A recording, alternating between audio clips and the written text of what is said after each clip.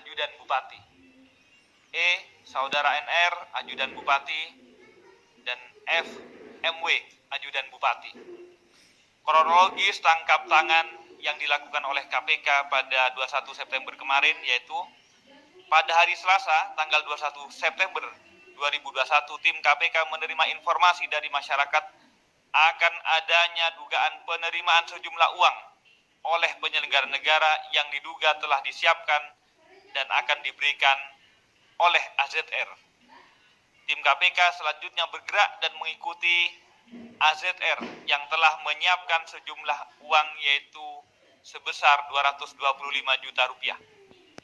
Dalam komunikasi percakapan yang dipantau oleh tim KPK, saudara AZR menghubungi ajudan bupati, yaitu saudari AMN, untuk meminta waktu bertemu dengan AMN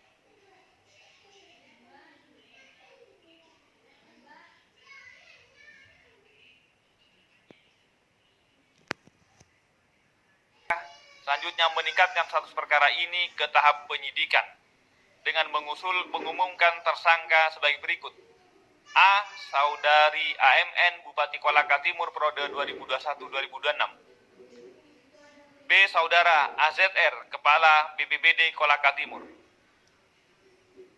Konstruksi perkara ini yang diduga telah terjadi yaitu pada Maret sampai Agustus 2021, AMN dan AZR menyusun proposal dana hibah Badan Nasional Penanggulangan Bencana (BNPB) berupa dana rehabilitasi dan rekonstruksi atau sering disebut dana RR, serta dana siap pakai atau DSP. Kemudian awal September 2021, AMN dan AZR datang ke BNPB Pusat di Jakarta untuk menyampaikan paparan terkait dengan pengajuan dana hibah logistik dan peralatan, di mana Pemkab Kolaka Timur memperoleh dana hibah BNPB yaitu hibah relokasi dan rekonstruksi senilai 26,9 miliar dan dana hibah dana siap pakai senilai 12,1 miliar. Tindak lanjut atas pemaparan tersebut, AZR kemudian meminta AMN agar beberapa proyek pekerjaan fisik atas sumber dana kedua tersebut yang bersumber dana dari hibah BNPB nantinya dilaksanakan oleh orang-orang kepercayaan AZR dan pihak-pihak lain yang membantu mengurus agar dana hibah tersebut cair kepada Pemkab Kolaka Timur. Khusus untuk paket belanja konsultasi perencanaan pekerjaan jembatan 2 unit di Kecamatan Uesi senilai 714 juta dan belanja jasa konsultasi perencanaan pembangunan 100 unit rumah di Kecamatan Uluwoi senilai 175 juta akan dikerjakan oleh AZR. AMN menyetujui permintaan AZR tersebut dan sepakat akan memberikan fee kepada AMN sebesar 30% dari dana konsultan.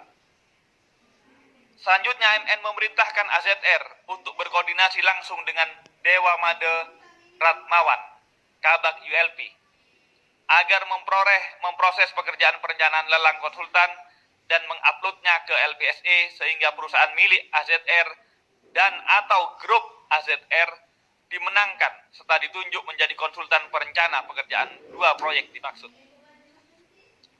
Sebagai realisasi kesepakatan, AMN diduga meminta uang pertama sebesar 25 juta dan 225 juta kelanjutannya, artinya 2 tahap. Pertama 25 juta dan yang kedua 225. DP-nya 25 lebih dahulu. AZR kemudian menyerahkan uang 25 juta tersebut kepada AMN dan sisanya sebesar 225 juta sepakat akan diserahkan di rumah pribadi AMN di Kendari. Atas perbuatannya tersebut, para tersangka disangkakan melanggar pasal. Untuk AZR selaku pemberi disangkakan melanggar pasal 5 ayat 1 huruf A atau pasal 5 ayat 1 huruf B atau pasal 13 Undang-Undang 3199 Yungto 20/2001 tentang pemberantasan tindak pidana korupsi.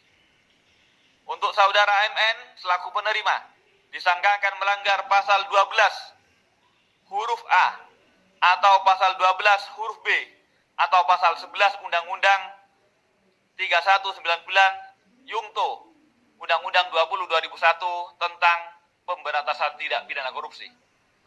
Untuk proses penyidikan, tim penyidik melakukan upaya paksa penahanan kepada kedua tersangka untuk 20 hari pertama, terhitung mulai hari ini tanggal 22 September sampai dengan 11 Oktober 2021 di rutan KPK. Yaitu saudara MN ditahan di rutan KPK Gedung Merah Putih, sementara saudara AZR ditahan di rutan KPK Kafling C1. Sebagai langkah antisipasi memenuhi protokol kesehatan COVID-19, maka para tersangka akan dilakukan isolasi mandiri selama 14 hari pada rutan masing-masing. Demikian yang dapat kami sampaikan sebagai pengumuman atas giat tangkap tangan ini, dan kami KPK selalu mengingatkan agar para penyelenggara negara untuk berpegang teguh pada sumpah jabatannya dan bekerja sebagai pelayan masyarakat dan rakyatnya masing-masing. Karena sebab pengadaan badan jasa melalui lelang dilakukan dengan upaya mencegah agar tidak terjadi tindak pidana korupsi melalui permainan pengadaan dan barang jasa. Oleh karena itu, sekali lagi KPK berharap kepada segenap para penyelenggara negara, mari kita hentikan kegiatan-kegiatan yang bernuansa korupsi.